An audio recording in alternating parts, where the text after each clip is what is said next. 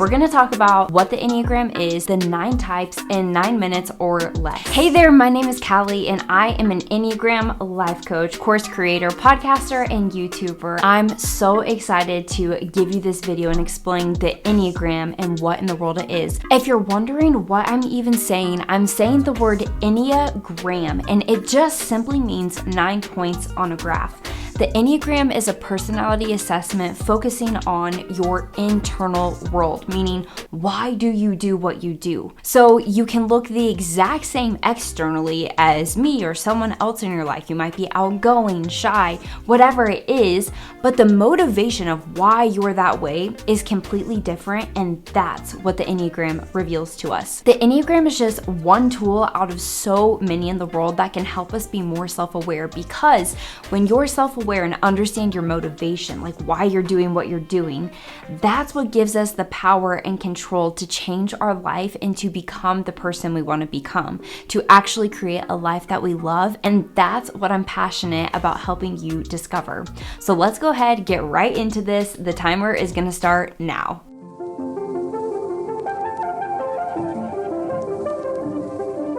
Type 1, the perfectionist. Their core desire in life is to be respected, to be good, to be seen as virtuous, and just to do things right. So their core fear, meaning what they're subconsciously always trying to avoid, is being wrong, doing something incorrect, not to full completion, because they desire respect from other people.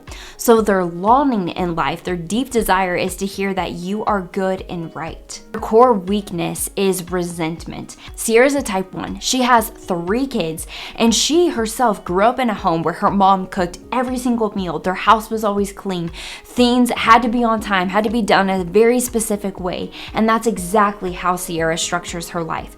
She wakes her kids up at the exact time, always has the breakfast done and ready. Laundry goes in the washer right at 8 a.m. She has this structure throughout the whole day, and the thought of even breaking that structure or letting it slide creates guilt. Not because she's just super disciplined and loves cleanliness, though she does. It's because she has this internal guidance, this critic essentially, that makes her feel like she has to perform at a specific level or else she's wrong, she's unredeemable, or she's just completely failing as a mom.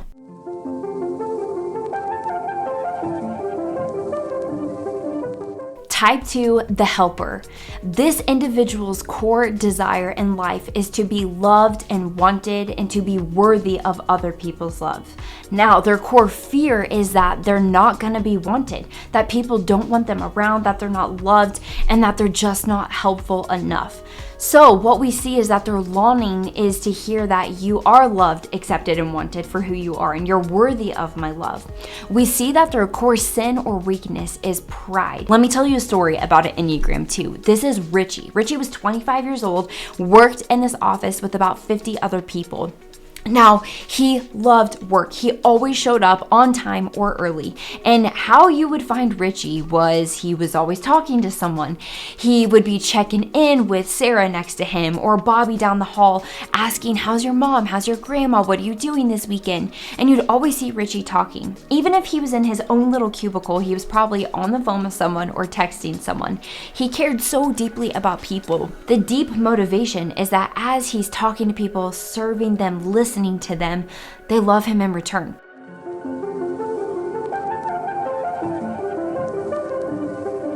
Type 3, the achiever. Their core desire in life is to be competent, successful, efficient, and productive in whatever they do. Their core fear is being seen as unsuccessful or not adding value to the world, being unproductive, inefficient in their work. So their longing is to hear that you are loved for who you are, not for what you do. Their core sin or weakness is deceit, deceiving themselves and other people that they're someone they're not in order to achieve the image of success that they want. They can put on these different personalities essentially and personas to get to that desire. DeMarcus was a type 3, and his biggest desire was to be seen as successful in everything he did. He drove the fancy car, he had the perfect outfit, the amazing shoes. You'd see him at the gym, always working out. Then he'd go straight to work and put in extra hours at the office, leave late, show up early, and that's who he was. He had this high drive for himself. It was all for the sake of appearing successful successful in other people's eyes and achieving this level of success that he desired in his life.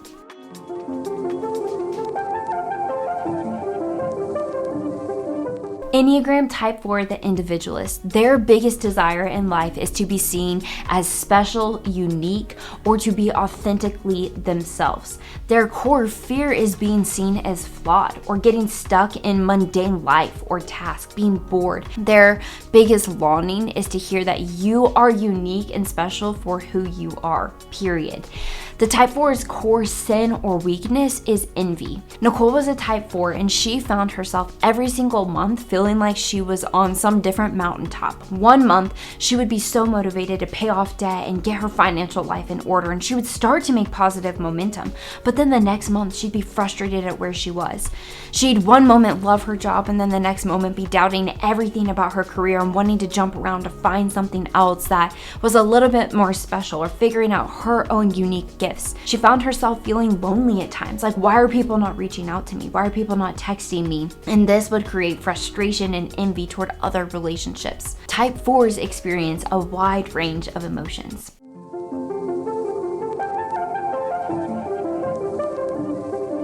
Type 5, the investigator. Their core desire is to be competent, smart, to understand that they are capable of doing whatever it is they set out to achieve. They want to be respected. Their biggest fear is being depleted of energy, feeling that responsibilities are going to be placed on them that they just can't handle, and this fear drives them. Their core longing is to know that they're going to have energy, that they're capable, and that they're competent for who they are, and to know that their needs are not a problem. Type 5 sin or weakness is called averse, and it's with their energy, their resources. They fear that they're just going to be depleted and that they won't have enough emotional energy. They withhold that. They hoard it so that they don't run out. Elizabeth was a Type 5. Anytime she went to any type of social event, she always had to have her own car, even if she was going with a friend. And the reason was so that she could escape, that she could manage her energy and know that if she was starting to feel depleted or low energy, she could get out of there whenever she needed to.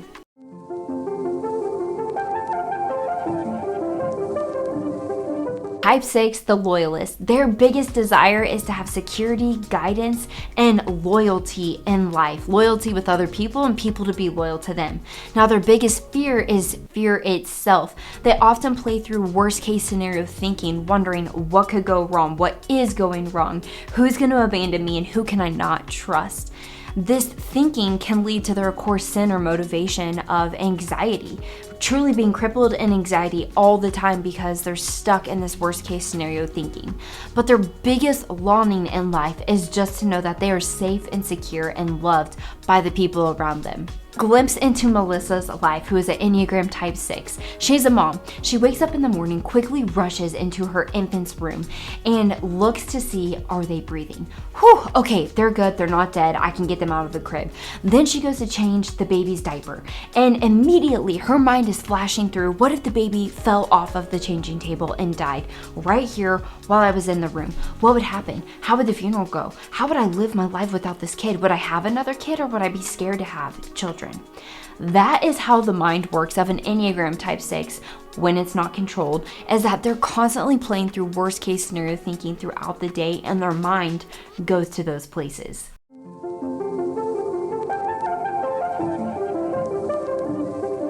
Enneagram 7, the enthusiast. Their core desire is to be satisfied, have fun, and to be happy and fulfilled in life.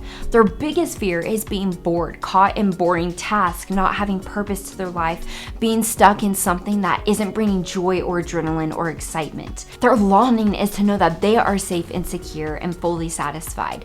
Now, their biggest sin or weakness is gluttony. This is an overindulgence, an obsession in things. It could be anything. They are an all or nothing personality. They want to go all in because of that desire of trying to be happy and fully satisfied. Jessica was a Type 7, and she loved her job where she worked as an ER nurse. And it's because of the constant excitement, you never know what's gonna come, the adrenaline rushing experience. But she's also the type of person that if her friends text her on Wednesday and said, hey Jess, we're gonna go take a camping trip this weekend. I know it's last minute, but do you wanna come? She is saying, heck yes, I'm gonna be there. Let me text my boss to see if I can can get off work to go for an adventure. And that's how she lives her life, jumping from one moment to the next for the next exciting adventure.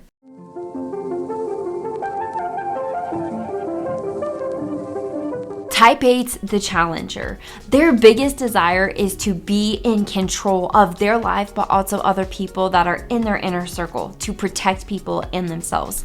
Their core fear is that they're going to be betrayed, that someone's going to take advantage of them, that they can't trust other people, or that they're losing control. They also fear vulnerability.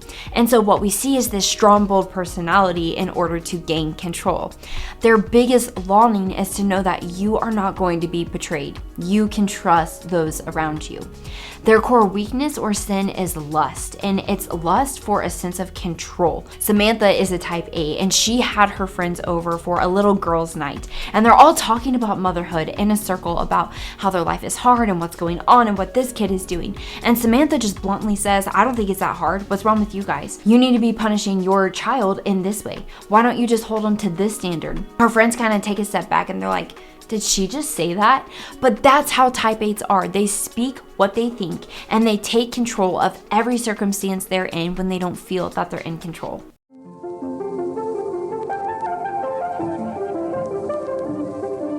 Type 9's the peacemaker. Their biggest desire is to have peace, inner stability of mind, but also in their physical environments. Their biggest fear is that they're going to be in conflict, tension, or losing connection with those they love most. Their core longing is to know that their presence matters and that it's important. Their biggest weakness or sin is sloth, meaning that they fall asleep to their own passions and desires in life, that they start to forget what they want, and they can kind of just go with the flow, not really being awake to who they are and what their own desires are. Josh was a type 9, and he lived really close to his family. He grew up in a family of 4, and then he married and had children his own, but he stayed really close to his parents because he couldn't fathom the thought of leaving them. What if it upset them? In fact, he knew it would. What if it made them uncomfortable? So he stayed close. He worked his consistent job because it was easy, it's what he could do, and his biggest desire was to take care of his family, to know what they needed, what their desires were, and to make that happen for them. That's what he put all of his energy and resources toward, was helping his family thrive and feel safe and peaceful in their environment. There you have it. Those are the 9 Enneagram types. If you want to figure out your type specifically, keep educating yourself about all 9 Enneagram types. You can also take my mini training that I have to help you confidently figure out your type. I link that down below. I'd be so happy to help you figure that out. Thank you so much for watching this video, and if you already know your Enneagram type, I'd love to hear what it is in the comments.